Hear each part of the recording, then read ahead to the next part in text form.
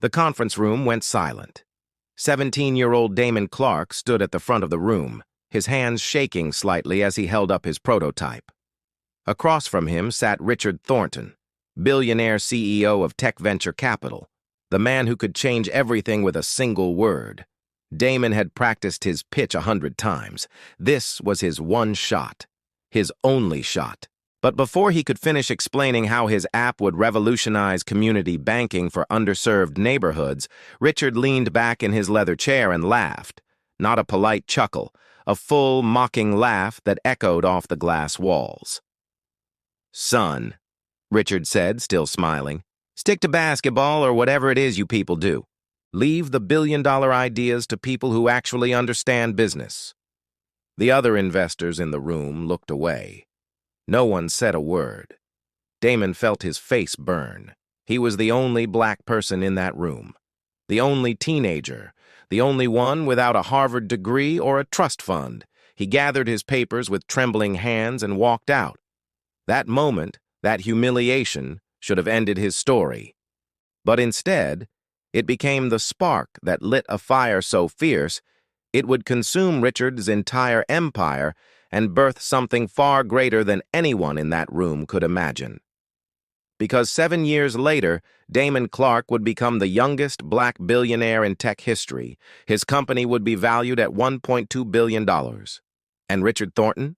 He would be forced to watch from the sidelines as the kid who didn't understand business changed the game forever. Let me show you exactly how this happened. Damon Clarke grew up in West Baltimore, in a neighborhood where corner stores charged triple the price because they were the only option, where banks didn't exist, where check-cashing places took a cut of every paycheck. His mother, Patricia, worked 2 jobs, one as a nurse's aide during the day, another cleaning offices at night. She never complained, but Damon saw the stress in her eyes every time she had to pay a fee just to access her own money. "Baby, that's just how it is," she'd say when he asked why the bank wouldn't open a branch in their neighborhood. But Damon didn't accept that answer. He was good with computers, really good. While other kids played video games, Damon taught himself to code using free YouTube tutorials and library computers. By 15, he'd built his first app. By 16, he'd started mapping out something bigger, an app that would bring banking directly to communities like his. No predatory fees, no discrimination, just fair, accessible financial services powered by technology. He called it CommonWealth. The idea was simple but revolutionary. Use mobile technology to create banking hubs in local businesses, barbershops, laundromats, corner stores. People could deposit checks, transfer money, save, and even get small loans, all through trusted community spaces they already visited. Damon knew it could work. He'd seen the need every single day of his life, but he also knew he needed funding. He needed someone to believe in him. That's how he ended up at Tech Venture Capital's Young Innovators Pitch Day, a program that claimed to support diverse entrepreneurs. Damon had submitted his application through his high school guidance counselor. Against all odds, he got accepted. He borrowed his uncle's suit. His mother pressed it 3 times to make sure every crease was perfect. She kissed his forehead before he left. "You go show them what you're made of," she said. Damon believed this was his moment. He believed someone would see what he saw, a chance to serve 15 million unbanked Americans, most of them black and brown people locked out of traditional banking. He believed wrong. But just when she thought life was hard enough, things took a darker turn. The rejection didn't just hurt Damon's pride. It shattered something deeper. He went home that night and didn't tell his mother what happened. He couldn't bear to see the disappointment in her eyes. Not in him, but in a world that kept telling people like them they didn't belong. For 3 days, he barely ate. He stayed in his room, staring at his laptop screen, replaying Richard Thornton's laugh over and over in his mind. "Stick to basketball or whatever it is you people do." Those words burned like acid. Damon didn't even play basketball, but that didn't matter to Richard. When Richard looked at Damon, he didn't see a brilliant young coder with a revolutionary idea. He saw a stereotype. He saw someone who could be dismissed with a wave and a laugh. What Damon did not know, what he would not discover until years later, was that Richard Thornton had actually understood the idea perfectly. In fact, he'd understood it so well that 3 weeks after that meeting, Tech Venture Capital quietly filed a provisional patent for a mobile community banking platform. They were going to steal his idea. But Richard made one critical mistake. He underestimated Damon Clarke. Because while Damon was devastated, he wasn't destroyed. Something inside him, something his mother had planted with every early morning, every double shift, every time she'd told him, "We don't give up," refused to break. 1 week after the pitch, Damon went back to coding. But this time, he didn't just work on his app. He built it, fully, completely. He spent every hour after school and every weekend bringing CommonWealth to life with nothing but free development tools and pure determination. He couldn't afford cloud servers, so he optimized the code to run on minimal infrastructure. He couldn't afford designers, so he taught himself UI/UX design through online courses. He couldn't afford lawyers, so he filed his own patent application using every free legal resource he could find. His guidance counselor, Mrs. Chen, noticed the change in him. She saw him in the computer lab every morning before school, every afternoon after classes, eyes locked on his screen with an intensity that was almost frightening. "Damon," she asked one day, "are you okay?" He looked up at her, and for the first time since the rejection, he smiled. "I'm building something they said I couldn't build," he said quietly. "And when I'm done, they're going to have to watch." Mrs. Chen didn't fully understand, but she saw the fire in his eyes, and she knew enough to not get in its way. By the end of his senior year, Damon had a working version of CommonWealth. He tested it in his neighborhood, partnering with 3 local businesses. His mother's friends were his first users, then their friends, then their families. Word spread quickly because the app solved a real problem. No more check cashing fees. No more predatory payday loans. No more traveling miles to find a bank that would treat them with respect. Within 3 months, CommonWealth had 500 users, all in West Baltimore. All people who had been ignored by traditional banks. Damon graduated high school with a 4.0 GPA and a functional startup that was growing entirely by word of mouth. He applied to MIT and got in with a full scholarship, but he deferred for a year. He wasn't ready to leave Baltimore. Not yet. Not when CommonWealth was just beginning to prove what was possible. But if you think that was heartbreaking, wait until you see what came next.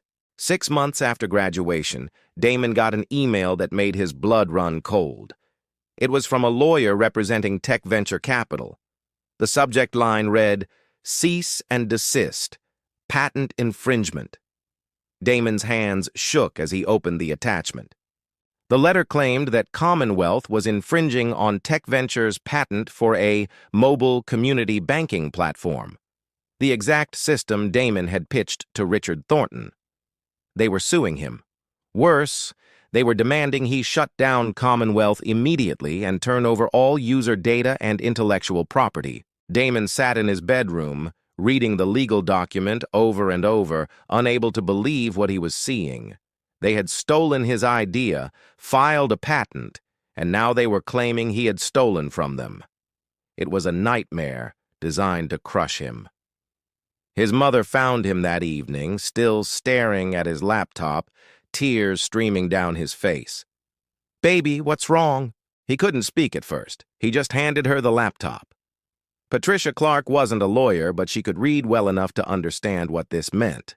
Her son was being attacked by billionaires with unlimited legal resources. She sat down beside him and pulled him close, the way she had when he was a little boy. "They can't do this," Damon whispered. "Mama, this was my idea. I built this. How can they—" "Because they think they can," Patricia said, her voice steady despite the anger burning in her eyes.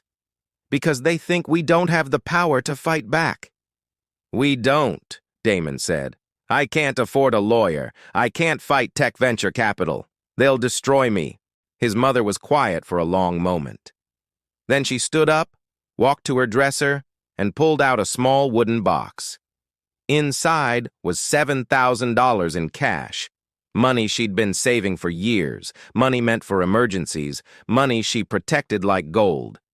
She placed it in Damon's hands. "You find a lawyer," she said. "You fight. Because if you don't, they win. And I didn't raise a son who lets bullies win." Damon wanted to refuse. That money was supposed to be for her retirement, for medical bills, for the roof that leaked every winter. But when he looked into his mother's eyes, he saw something fiercer than fear. He saw faith, not in miracles, but in him. So he fought. He found a lawyer, a young civil rights attorney named Jasmine Cole who worked with a nonprofit defending small entrepreneurs against corporate theft. She took one look at Damon's story and his dated code repositories and said 2 words: "We fight." The legal battle was brutal. Tech Venture had resources Damon couldn't imagine. Teams of lawyers, expert witnesses, the ability to drag the case out for years. But Jasmine was smart. She didn't just fight on patent grounds. She went public. She called reporters. She reached out to tech journalists. She told Damon's story. 17-year-old black kid pitches revolutionary idea to billionaire, gets laughed at, builds it anyway, then gets sued for stealing his own creation. The story went viral. Suddenly, Damon wasn't just fighting in court. He was fighting in the court of public opinion, and people were paying attention. TechWatch magazine ran the headline, "Silicon Valley's Ugly Truth: When Billionaires Steal from Black Teens." Social media erupted. Einer justice for Damon trended for 3 days. Other black founders came forward with similar stories of ideas stolen, pitches mocked, innovations appropriated. Richard Thornton released a statement calling the allegations baseless and insisting his company had independently developed their banking platform. But the timeline didn't lie. Jasmine had Damon's original pitch deck, time-stamped emails, code repositories dated months before Tech Venture's patent application. She had the sign-in sheet from the pitch day. She had everything. More importantly, she had Damon, articulate, brilliant, sympathetic, and undeniably the creator of CommonWealth. The pressure mounted. Investors started questioning Tech Venture. Partners distanced themselves. Richard Thornton's reputation, built over decades, began to crack. And through it all, Damon kept building. Even while fighting the lawsuit, even while doing interviews and depositions, he kept improving CommonWealth. The app grew to 5,000 users, then 10,000, then 25,000, all through grassroots growth in communities that traditional finance had abandoned. Just when it seemed all hope was lost, something incredible happened. 14 months into the legal battle, Richard Thornton made a catastrophic mistake. During a deposition, when pressed about how Tech Venture had independently developed their banking platform, Richard became defensive, arrogant, careless. "Look," he said, leaning back in his chair, "we saw a raw concept from an inexperienced kid and refined it into something actually viable. That's what professionals do. We take amateur ideas and turn them into real businesses." The lawyer paused. "So you're admitting you based your patent on Mr. Clarke's pitch?" Richard realized his error too late. "I'm saying we saw potential where he saw limitations.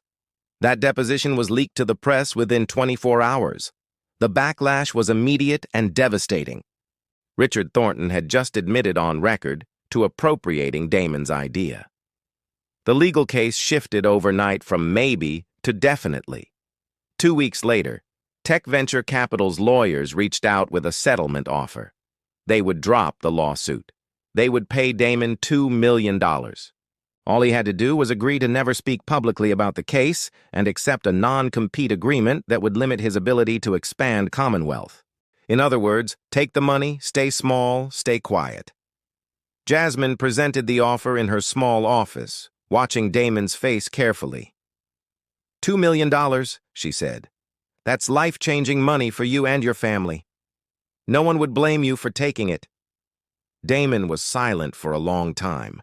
He thought about his mother's double shifts, the leaking roof, the $7,000 she'd given him from her emergency fund, the debt from legal fees even with Jasmine's nonprofit support. $2 million could solve everything. But it would also mean Tech Venture won. It would mean Richard Thornton's laugh echoed forever, unchallenged. It would mean every other black founder who got dismissed and disrespected would have one less example of someone who fought back and won. Damon looked up at Jasmine. "No," he said quietly. "We go to trial." Jasmine smiled. She'd been hoping he'd say that. The trial lasted 3 weeks. The courthouse steps became a gathering place for supporters. Other black founders, community banking advocates, people from West Baltimore who used CommonWealth and wanted to see the kid from their neighborhood beat the billionaire. Damon's mother took time off work to attend every single day, sitting in the front row in her best church dress, her presence a steady reminder of why he was fighting. The evidence was overwhelming. Damon's time-stamped materials, his code repositories, his original pitch deck. Expert witnesses testified that Tech Venture's patent was clearly derivative of Damon's presentation. But the most powerful moment came when Damon himself testified. The defense attorney tried to paint him as naive, inexperienced, incapable of actually understanding the complexity of what he'd built. "Mr. Clarke," the attorney said condescendingly, "isn't it possible you simply don't understand that others might have similar ideas?" Damon looked at the jury, then back at the attorney. "Sir, I've been coding since I was 13. I built CommonWealth with free tools and library computers because I saw my mother get charged $25 to cash her paycheck every 2 weeks. That's $650 a year just to access money she earned.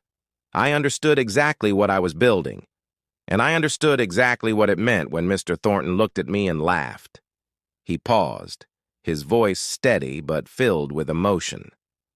"What I didn't understand was that someone could look at a 17-year-old kid with a dream and see something to steal instead of someone to help.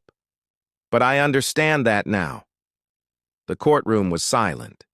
3 days later, the jury delivered their verdict. Tech Venture Capital was found guilty of patent infringement and misappropriation of intellectual property. They were ordered to pay Damon $15 million in damages and surrender their patent. But the financial judgment wasn't the real victory. The real victory was the statement the jury foreman read aloud. "We find that Mr. Clarke is the sole inventor of the mobile community banking platform in question, and that Tech Venture Capital knowingly and willfully attempted to claim credit for his innovation."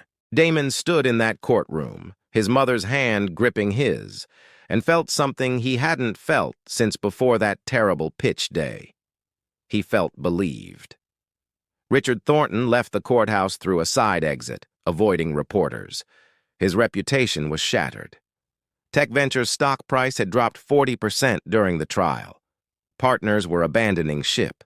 The man who had laughed at a black teenager for daring to have a billion-dollar idea had just lost everything to that same teenager.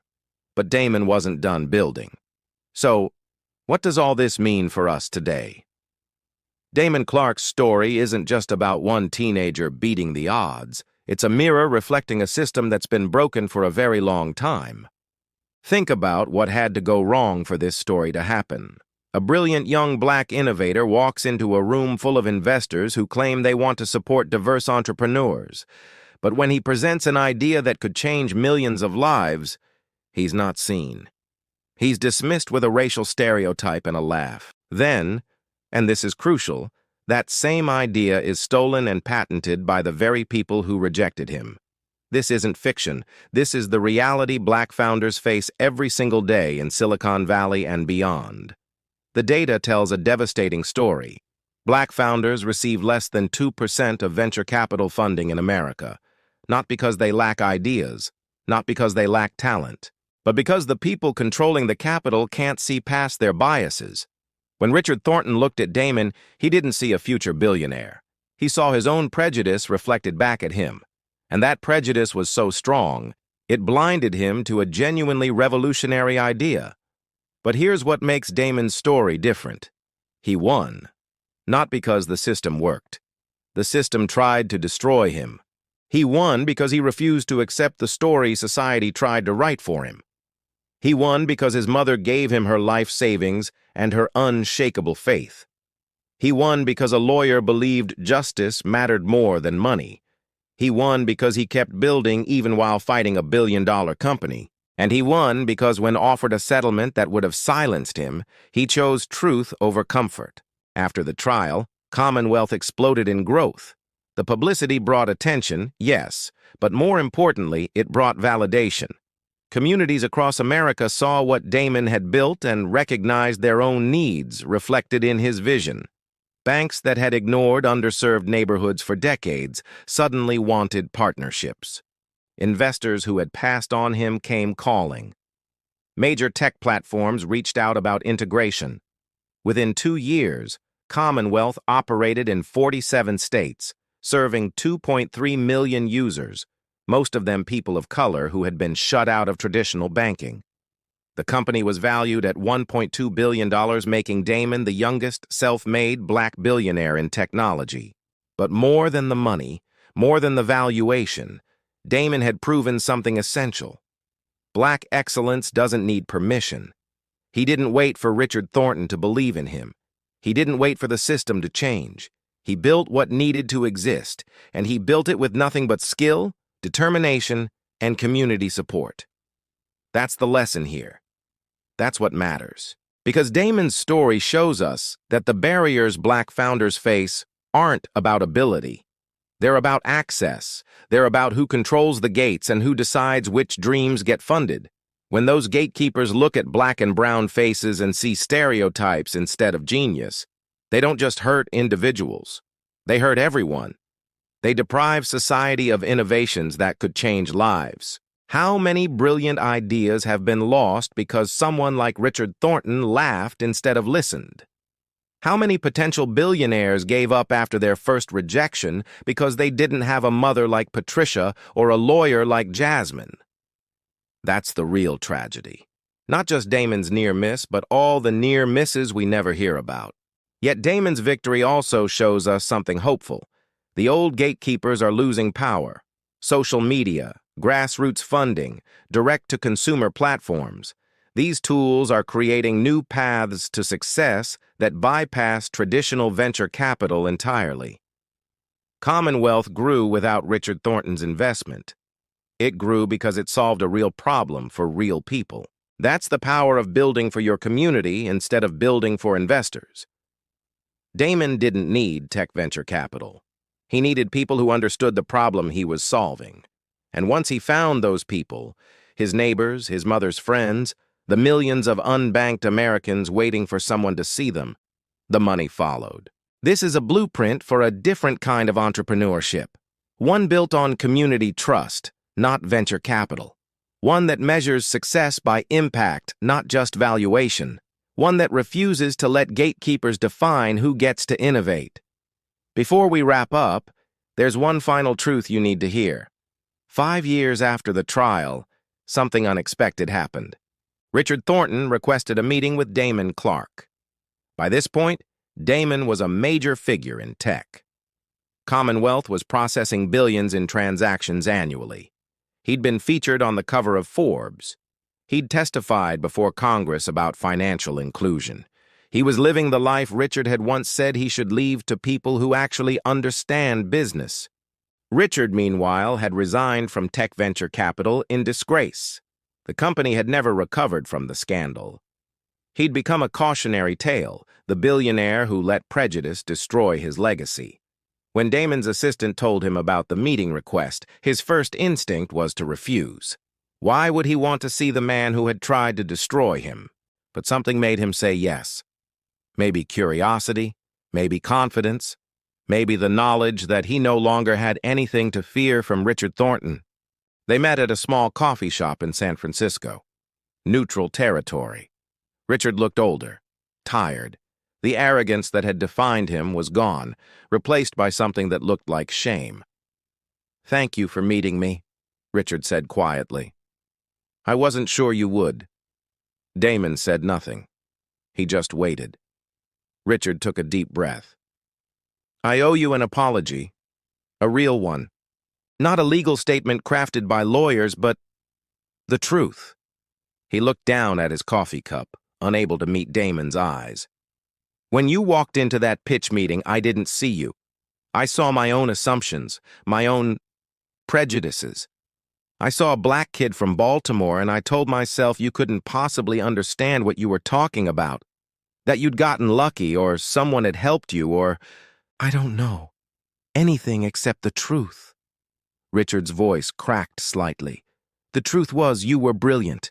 Your idea was revolutionary, and I was too blind and too proud and too racist to see it.